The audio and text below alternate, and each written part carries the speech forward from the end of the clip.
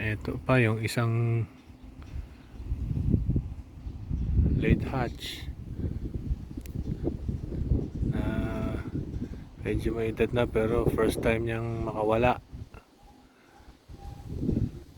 Tingnan natin.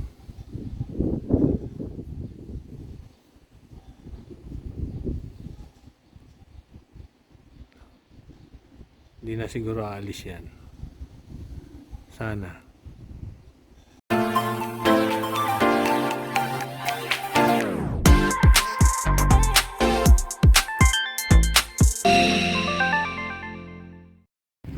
Kailangan ko sila ilagay lahat sa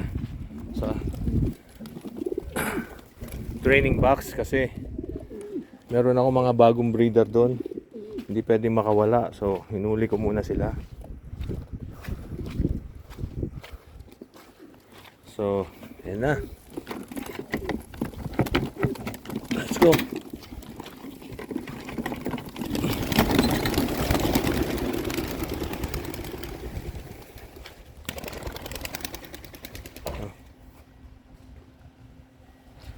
Bago ka pa.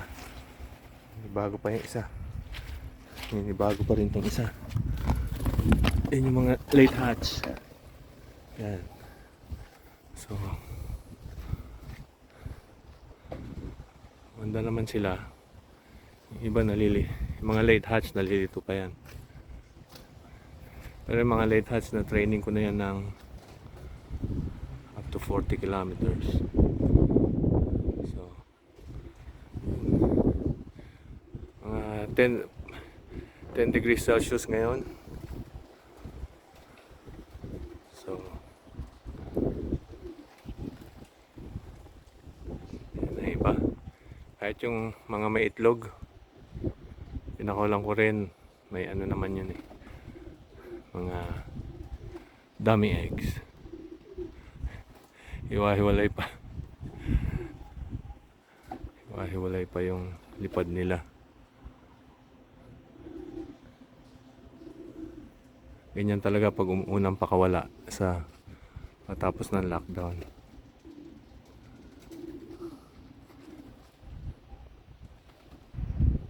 Yun. Hiwa-hiwalay parang mga bagong pakawalang young birds. Sana walang lawin.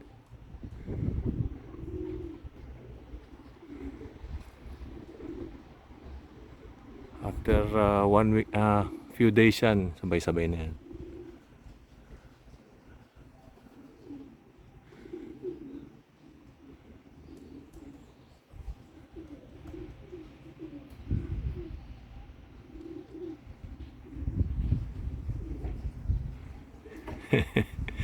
Buhaghag pa sila. So, okay, ganyan talaga.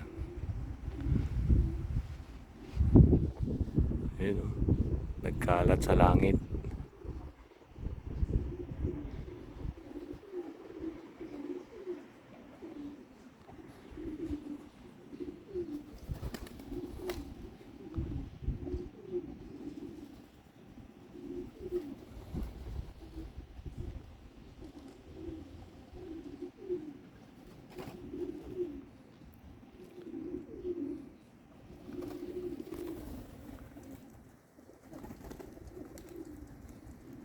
Kailangan dito lang ako para kung may lawin man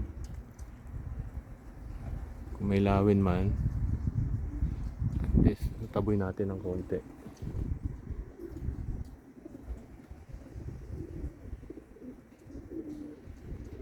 Si champion, oh. Yabang niya, oh.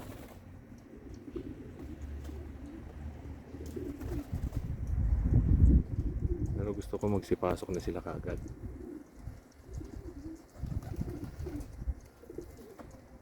Para hindi ko na iniintindi yung mga lawin.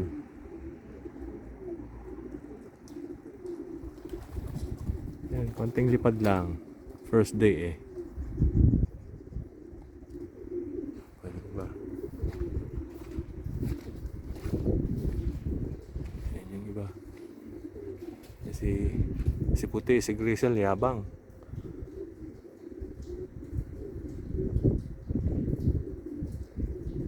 meron akong ibabalik ngayon na 2 itlog sa nest. So,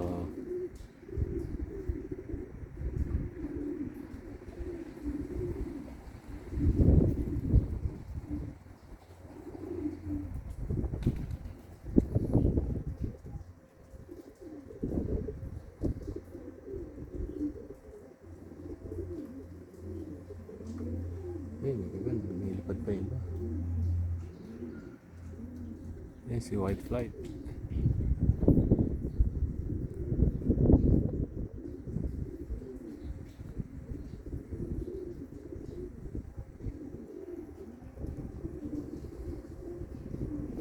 Alright. Sana hindi walang lawin ngayon, walang issue. Para hindi ako na-stress.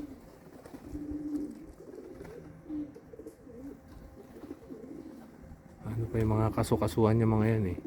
Ilang buwan silang nakakulong.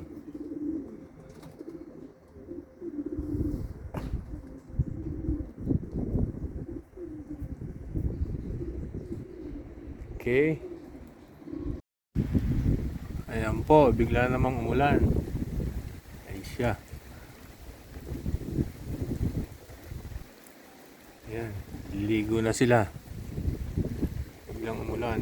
Pinakawalan ko na rin yung mga late hatch na hindi pa wala.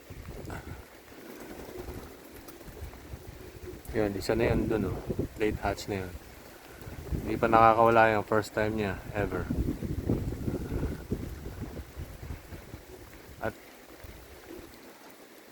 maganda yan para hindi pa lumalayo yung ibang mga veterano na. Pinakawalan ko yung mga bago nung nagbabaan na yung mga veterano. Hindi na naman naroronda yan eh. Kasi hindi pa sila praktisado.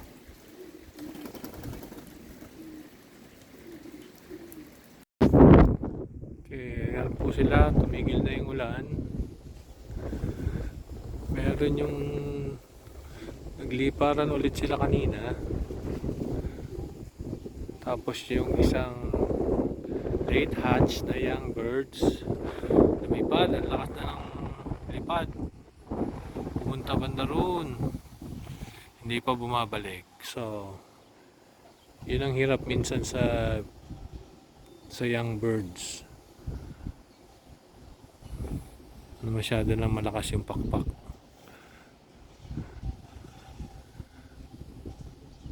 Tapos syempre na Bartolina. Yun. Tingnan natin baka bumalik pa.